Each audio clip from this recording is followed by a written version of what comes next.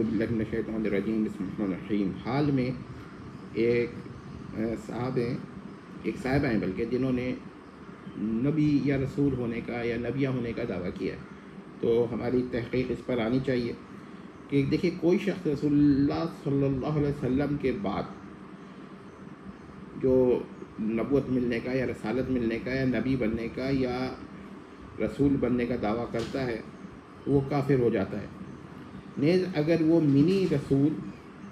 منی نبی، منی پیغمبر ہونے کا دعویٰ کرے تو بھی کافر ہو جائے گا، الا یہ کہ وہ شخص اپنے ہوش و حواس میں نہ ہو اور مجنون ہو اور جنون میں بولتا ہو، کیونکہ علماء کے نزدیک کلام مجنون جو ہے وہ کلام میں داخلی نہیں ہے، یعنی جو جملہ مجنون یعنی پاگل کے منہ سے نکلتا ہے وہ کلام نہیں ہوتا۔ لیکن ان خاتون کا پتہ چلا کہ وہ ہوش و حواس میں کہہ رہی ہے اور مجنون نہیں ہے، لہذا اس کی تکفیر کی جائے گی، کیونکہ رسول اللہ کے بعد نہ تو کسی کو نبوہ ملے گی اور نہ کسی کو رسالت ملے گی، یعنی نہ تو کوئی نبی بنے گا اور نہ کوئی رسول بنے گا، ٹھیک ہے، کیونکہ رسول بھی نبی ہی ہوتا ہے، تو جب نبی نہیں بنے گا تو رسول بھی نہیں بنے گا۔ اب یہاں پر یہ یاد رکھیے کہ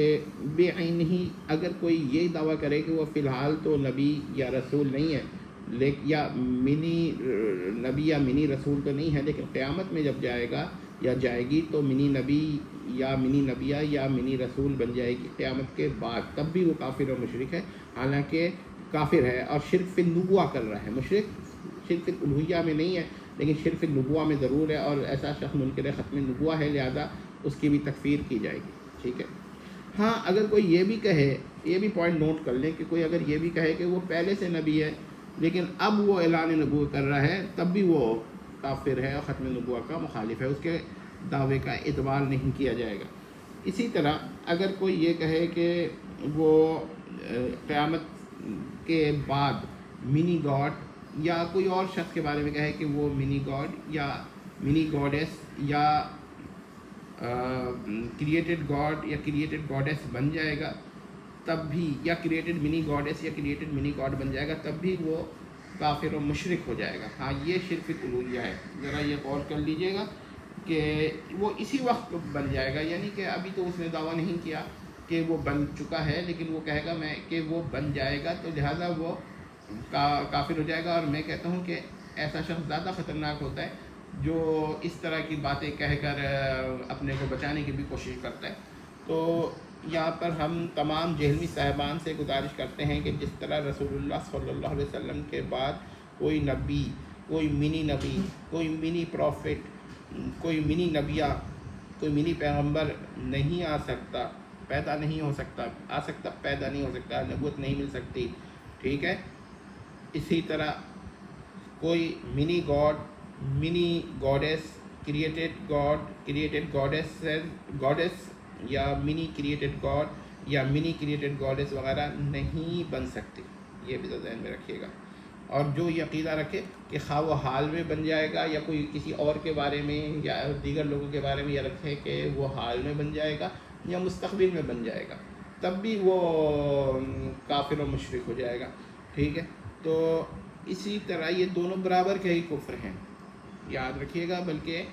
یہ کفر جو ہے وہ دونوں میں برابر ہے، کیونکہ دیکھیے وہ تعویل کرنا چاہ رہا ہے، وہ کہہ رہا ہے کہ دیکھیے ابھی جو شخص یہ کہتا ہے کہ وہ ابھی نبی تو نہیں ہے لیکن آئندہ بن جائے گا، تو وہ بھی ختم نبوہ کا منکر ہے، اور جو کہہ رہا ہے کہ وہ ابھی نبی ہے تب بھی وہ ختم نبوہ کا منکر ہے۔ کوئی کہے کہ بھائی قیامت کے بعد وہ کوئی نبی بنے گا تب بھی ختم نبوہ کا منکر ہے، ہر صورت میں اس کو کافر کہا جائے گا، اسلام سے خارج قرار کیا جائے گا۔ اسی طرح اگر کوئی کہے کہ وہ فی الحال یہ جو لوگ ہیں یہ جنت میں ابھی نہیں گئے ہیں مگر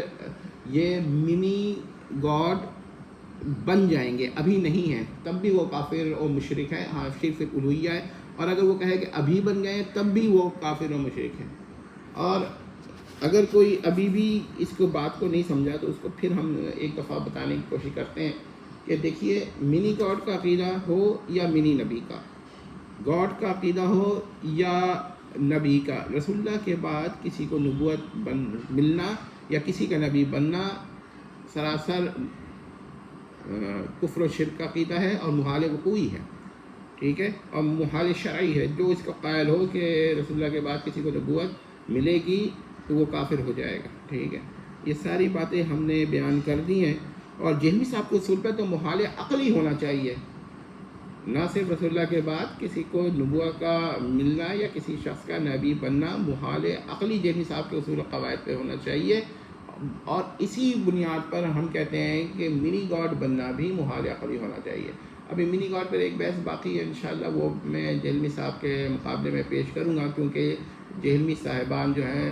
منی نبی کے عقیدے کو بہرحال قائل نہیں ہوں، لیکن منی گاڈس کے عقیدے کے قائل ہیں، اور 10 جہلمی صاحب کی تعویل و توجیہ کرنے کی کوشش کرتے ہیں کہ جہلمی صاحب کی یہ مراد ہے، تو وہ مراد پر بھی انشاءاللہ ہم بات کریں گے، اور ایسے ہم کر چکے ہیں، جس کو عام آدمی جس نے ہمارے ایسنس میں جہلمی صاحب کے خلاف لیکچر سنے ہوں پڑھے ہوں تو اس کو تو مسئلہ نہیں ہے، جو مسئلہ ہے ان لوگوں کو ساتھ ہے جنہوں نے وہ لیکچر نہیں سنے، تو ایک دفعہ پھر ہم بیان کر دیں گے۔ بہرحال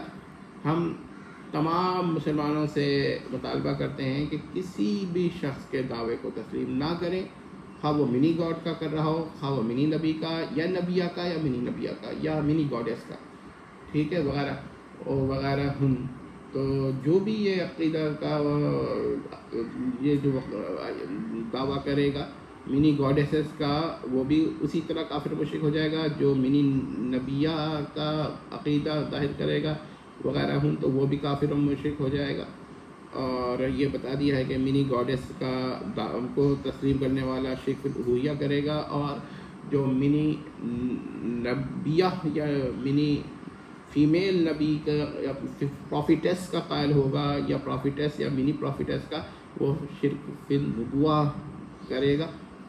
والسلام تمت،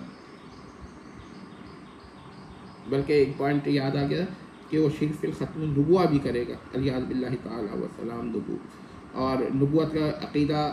اور ختم نبوت کا عقیدہ دونوں اٹل ہیں، یعنی کہ جو شخص یہ کہتا ہے، ایک بات اب آگے بھی بیان کرتے ہیں کہ جو شخص یہ کہتا ہے کہ